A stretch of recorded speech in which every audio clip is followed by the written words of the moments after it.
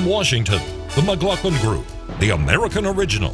For over 3 decades, the sharpest minds, best sources, hardest talk. Issue 1, the Vietnam Syndrome. Both the United States and Vietnam are participating in what would be an extraordinarily ambitious effort to increase trade, commerce, and transparency in terms of commercial relationships throughout the Asia-Pacific region. Given the progress of our bilateral relationship over the past 18 years, it is time now to form a comprehensive partnership in order to further strengthen our relations in various areas.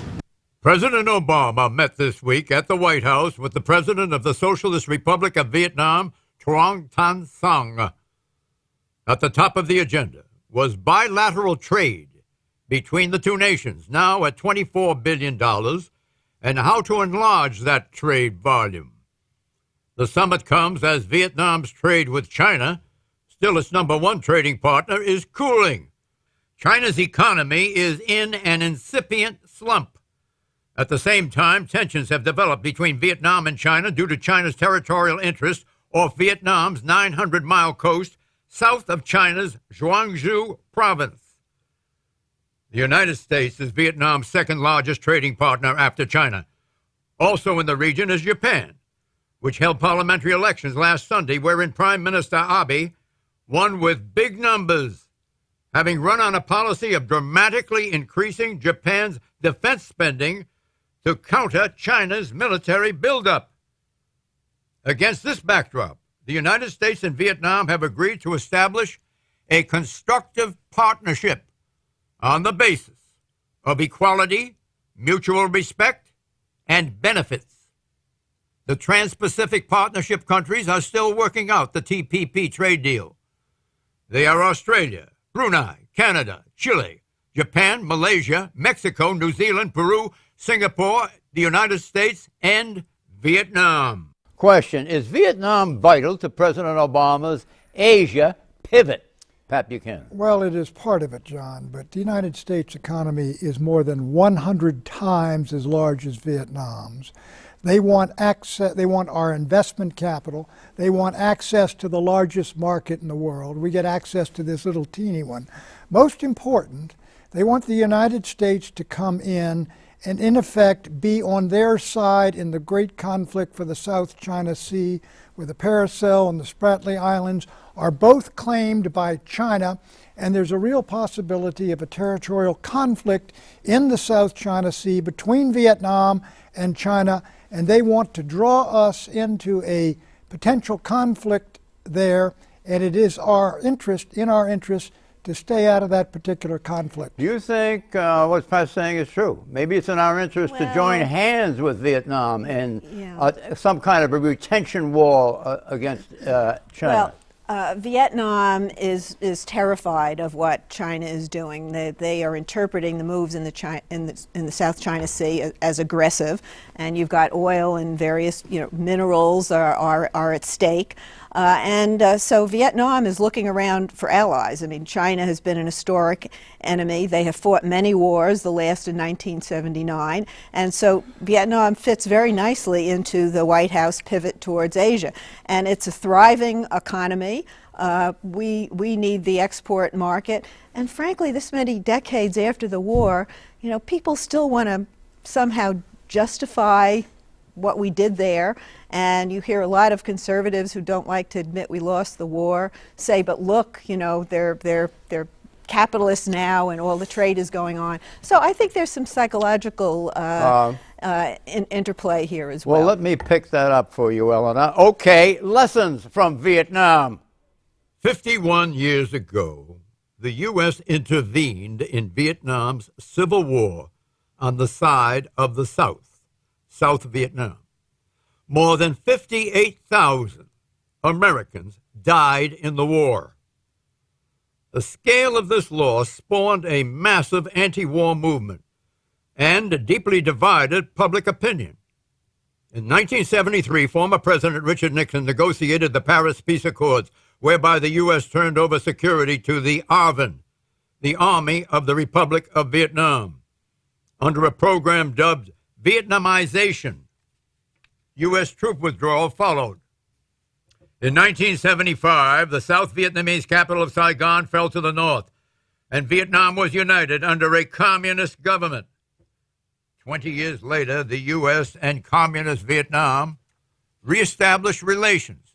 Today, Vietnam competes with China as a source of U.S. manufacturing, and it is a major tourist destination for Americans. Question: what are today's lessons of Vietnam for U.S. military intervention in places like Afghanistan and Syria? I ask you, David.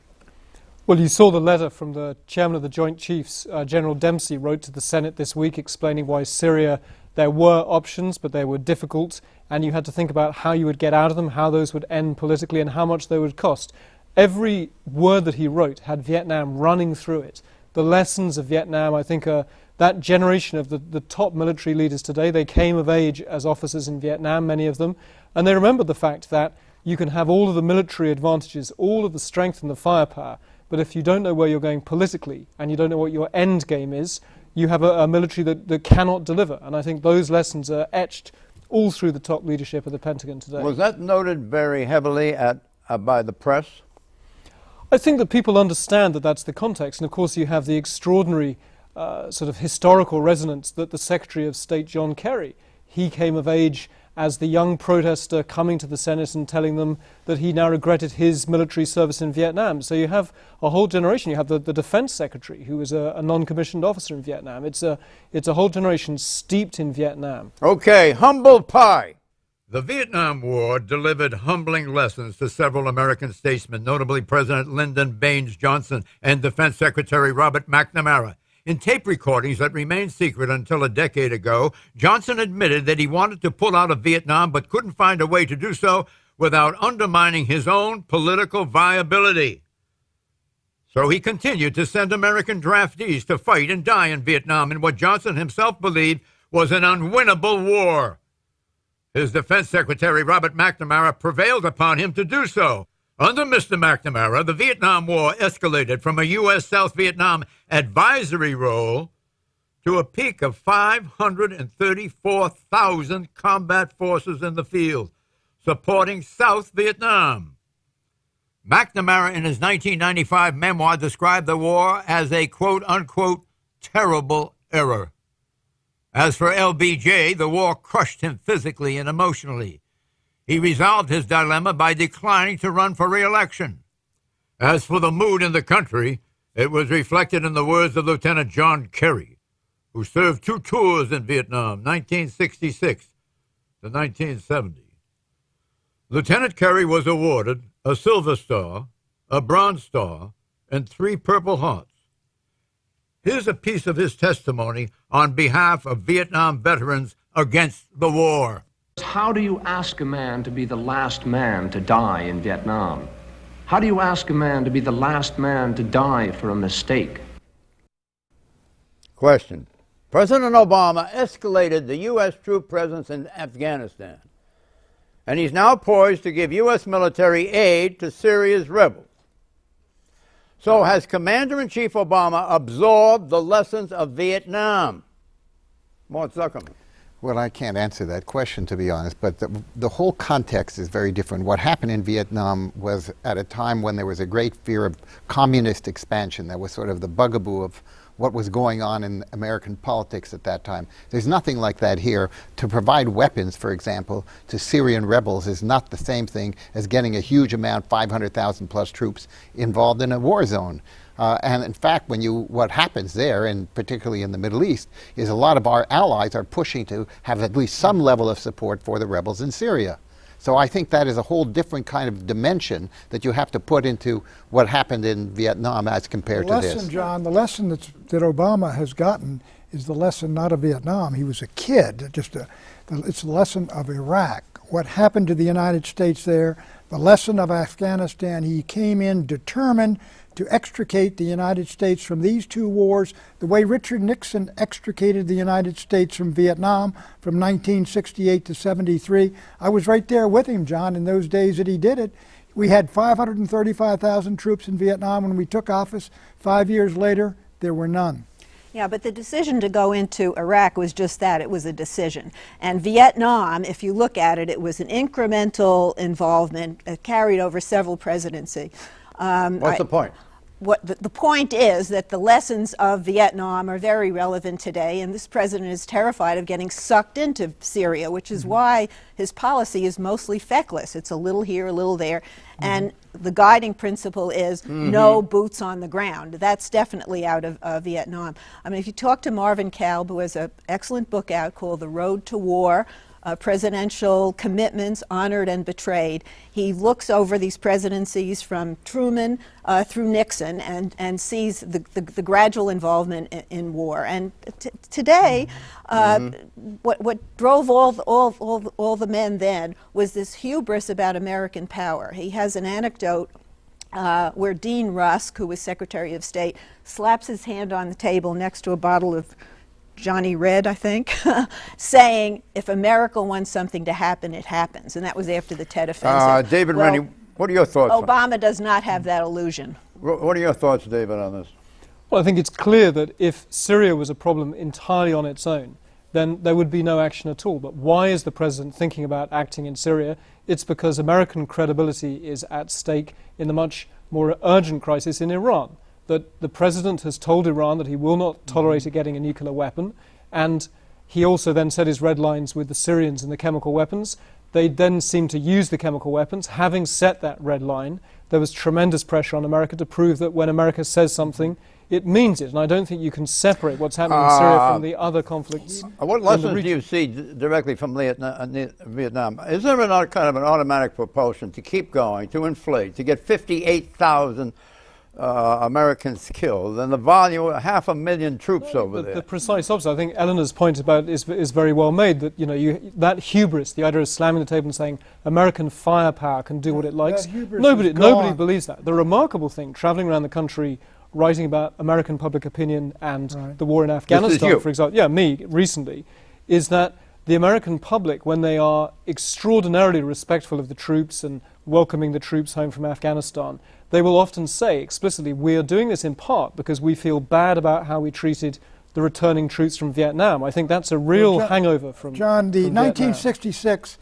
and I've been looking at the polls, 70% supported Johnson, 80% supported the war in Vietnam. Look, that was a very popular war. It was 88-2 for the Tonkin Gulf resolution. It was very popular in 65. 66, it became a problem. By 68, the Democratic Party was split 3 ways. And that's when it happened, John. But that was 5 years into the war. There was widespread popular unrest of that war. The anti-war Vietnam. It took a while. It was started in 65 on the campuses. I can't believe your statistics at the end. Look, it was 19. I lived through that. Well, look, but in 1965, early on, there was no problem. Johnson won the election in a giant landslide. Exit question. I got to get to the bottom of this. Should the long-term lessons of Vietnam include renewed respect for the universal principle of non-intervention in another nation's sovereign affairs, notably their civil wars?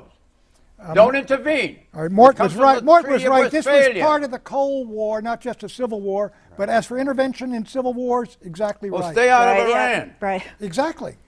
Try and do it with Israel, our close ally. There's going to be a push for a war in Iran, and it's coming this year. There'll be a push for it, and if this president has learned, he will not be bombing Iran. Renewed respect for knowing your limitations, and renewed respect for understanding something about your enemy. We went into Vietnam with knowing nothing about the culture, the religion, nothing. David Rennie. I don't think non-intervention is the principle. I think it's understanding the risks. And I think with Iran, I would disagree with Pat that if your choice is bombing Iran or allowing Iran to have a bomb, there is an argument for taking action. When is humankind going to reach a post-war, continuing mentality that prevails? Not soon. Not soon? Not soon. Never. Never? Only the dead know the end of war, said Plato. How miserably pessimistic That's Plato you are. and MacArthur. War is passé.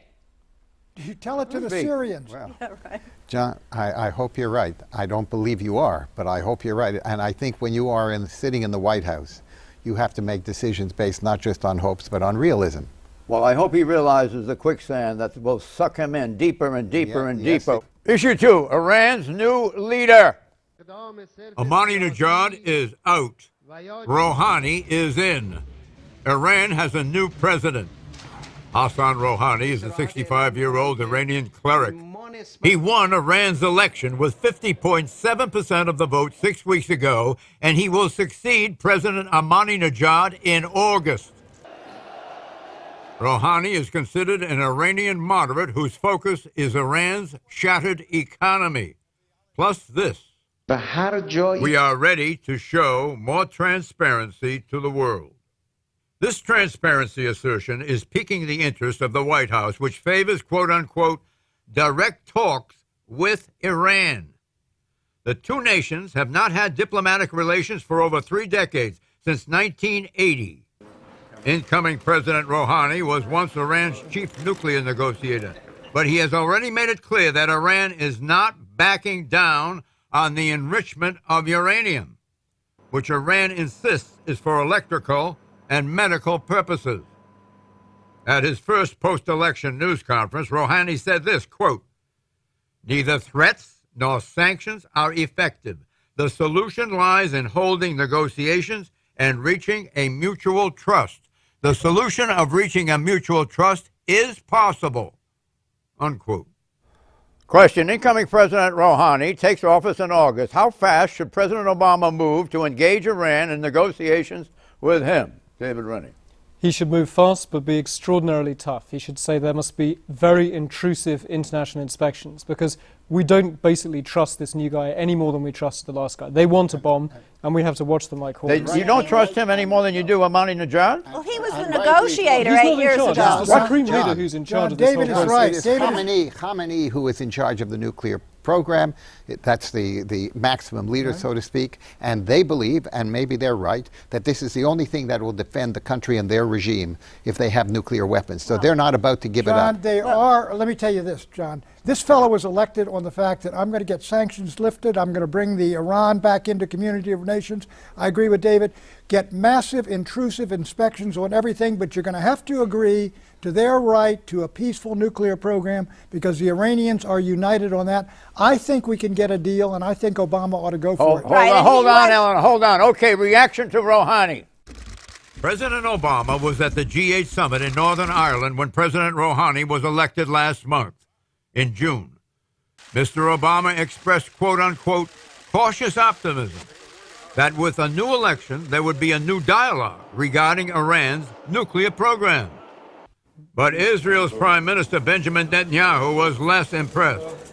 They're building ICBMs to reach the American mainland within a few years. They're pursuing an alternate route of plutonium, that is, enrich uranium to build a nuclear bomb. One route, plutonium, another route, and ICBMs, intercontinental ballistic missiles, to reach you. They don't need these missiles to reach us. They already have missiles that can reach us. They're doing that after the elections. As for Iranian President Rouhani himself, he believes he's criticizing his predecessor for being a wolf in wolf's clothing. His strategy is be a wolf in sheep's clothing. Smile and build a bomb. Prime Minister Netanyahu had these demands and this advice. What really counts is what the Iranians do. They have to stop all enrichment of nuclear material, to take out the enriched uranium, to dismantle the illegal and shut down the illegal nuclear facility in Qom. And if sanctions don't work, then they have to know that you'll be prepared to take military action. That's the only thing that will get their attention. Elena. Nothing's going to change Netanyahu's mind, and he's right to the extent that Rouhani was the chief negotiator in the nuclear talks 8 years ago.